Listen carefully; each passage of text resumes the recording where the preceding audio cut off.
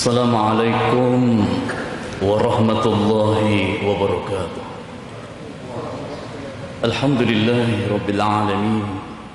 Wabihi nasta'inu ala umuri dunya waddin. Salatu wassalamu ala sayyidina maulana Muhammad wa ala alihi wa sahbihi ajma'in. Amma ba'd. Ma'asyiral muslimin wal muslimat jamaah salat zuhur yang sama-sama dimuliakan oleh Allah Subhanahu wa taala. Alhamdulillah, segala puja dan puji hanya kepada Allah Subhanahu wa taala. Kita senantiasa memuji, memuja, mengagungkan Allah, dan senantiasa pula kita diperintahkan untuk bersalawat kepada junjungan kita Nabi Allah, Nabi besar Muhammad sallallahu alaihi wa alihi wasallam. Hadirin yang dimuliakan oleh Allah Subhanahu wa taala, alhamdulillah saat ini kita telah berada di penghujung bulan Zulqa'dah.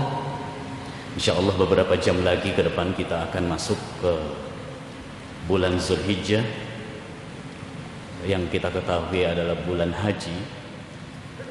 Sekarang ini sejak Syawal sampai Zulqa'dah dan Zulhijjah adalah satu rangkaian bulan-bulan haji.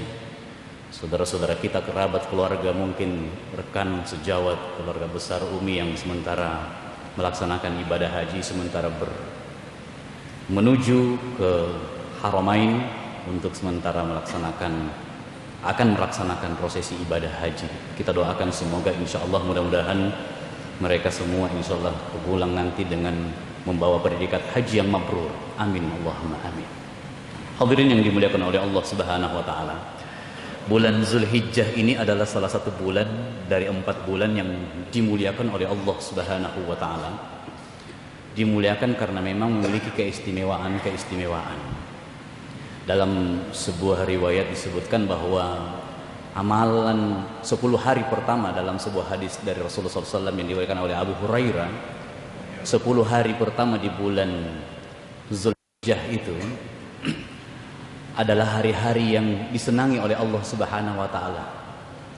Hari-hari yang disenangi oleh Allah Subhanahu wa taala untuk semua mengisinya dengan berbagai macam kegiatan-kegiatan yang dalam rangka mendekatkan diri kepada Allah Subhanahu wa taala. Maka Rasulullah sallallahu alaihi wasallam setiap datangnya bulan-bulan mulia Zulqa'dah, Zulhijjah, Muharram dan Rajab, maka beliau menyiapkan waktu untuk banyak-banyak bertakarrub kepada Allah, di samping tentu juga bulan Ramadan yang mulia. Beliau banyak melaksanakan ibadah puasa, dan suatu ketika dalam riwayat disebutkan Rasulullah sallallahu alaihi wasallam memerintahkan kepada para sahabat-sahabat untuk berpuasa di 10 hari pertama di bulan Zulhijjah, khususnya di tanggal 9 atau puasa hari Arafah. Maka sahabat bertanya, fadilah apa, keutamaan apa ya Rasulullah sallallahu alaihi wasallam yang didapatkan oleh orang-orang yang berpuasa, khususnya puasa di hari Arafah? Maka Rasulullah menjawab, yukaffirus sanatal lati madiyah wal baqiyah, maka akan dileburkan seluruh dosa-dosanya setahun yang lalu dan setahun yang akan.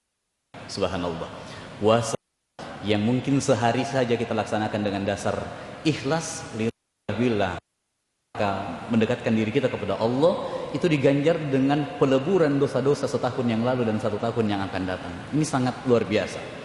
Betapa satu amalan yang diwariskan oleh Rasulullah sallallahu alaihi wasallam itu kalau kita jalankan dengan baik, sesungguhnya itu akan berimpact atau berimplikasi yang positif kepada kita, termasuk juga untuk kesehatan kita. Karena puasa yang dilakoni dengan dasar iman, dengan ketentuan-ketentuan yang sebagaimana disebutkan oleh para ulama-ulama kita, maka insya Allah akan berdampak positif, utamanya untuk kesehatan mental dan fisik kita. Jamaah dirahmati Allah Subhanahu wa taala. Kemudian ada sunnah yang lainnya di samping berpuasa di bulan Zulhijjah, ya, yaitu pada saat tanggal 10 Zulhijjah, yaitu disebut dengan Idul Adha, kita diperkenankan untuk berbondong-bondong mendatangi masjid atau tempat pelaksanaan atau lapangan untuk pelaksanaan Idul Adha, salat Idul Adha. Ya, karena meskipun status salat Idul Adha itu statusnya sunnah, tapi ini adalah sunnah yang muakkadah, sunnah yang dianjurkan untuk kita laksanakan. Kalau kita tidak melaksanakan berarti kita mengalami kerugian. Maka kenapa ulama-ulama menganjurkan kepada kita untuk mendatangi masjid, untuk mendatangi lapangan-lapangan? Karena bagi perempuan-perempuan yang haid mungkin bisa ada alternatif untuk mendatangi lapangan. Makna kenapa kita diperintahkan untuk ke lapangan? Karena makna silaturahim akbar yang diinginkan oleh Rasulullah SAW senantiasa bisa terajut oleh kita semua. Nah, olehnya itu mari kita berbondong-bondong untuk mendatangi tempat sholat Idul Adha, meraih pahala yang dijanjikan oleh Allah. Dan yang kemudian setelah pelaksanaan sholat Idul Adha, sunnah berikutnya adalah pelaksanaan pemotongan hewan kurban. Maka 10 Hijjah sebagai Yaumun Nahar atau hari pengorbanan. Kurban ya itu bermakna kedekatan. Jadi upaya yang dilakukan oleh manusia untuk senantiasa dekat dengan Allah dalam bentuk kurban.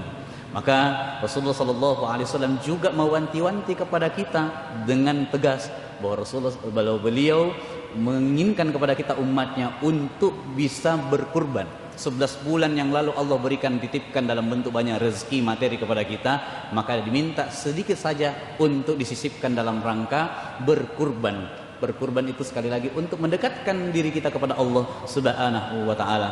Man wajada sa'atan falam yudhi, barang siapa yang telah memiliki kemampuan untuk berkurban dia enggan untuk berkurban, fala yuqrabanna musallana. Maka Rasulullah mengatakan jangan media mendekati tempat atau masjid-masjid kami.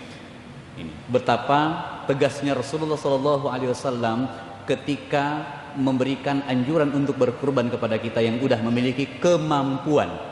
Sama juga dengan haji yang sudah memiliki kemampuan, sesungguhnya itu harus dilaksanakan. Ya.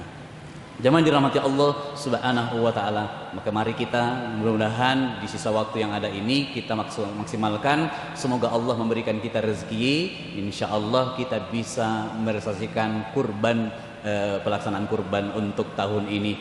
Minimal membangun niat dulu. Ya, kalau sudah membangun niat itu sudah diganjar satu pahala. Kalaupun nanti pada hari H nanti belum ada rezeki untuk berkurban, minimal sudah dapat pahalanya. Itulah hebatnya Islam, mengajarkan kepada kita untuk membangun niat yang baik. Maka insya Allah kalau kita membangun niat dengan baik, maka insya Allah kita akan ikuti dengan pelaksanaan kurban insya Allah. Syukran wa duntum bil khairi wal barakati wan najah. Wallahul muwaffiq ila aqwamit thariq. Wallahu waliyut taufiq wal hidayah. Assalamualaikum warahmatullahi wabarakatuh.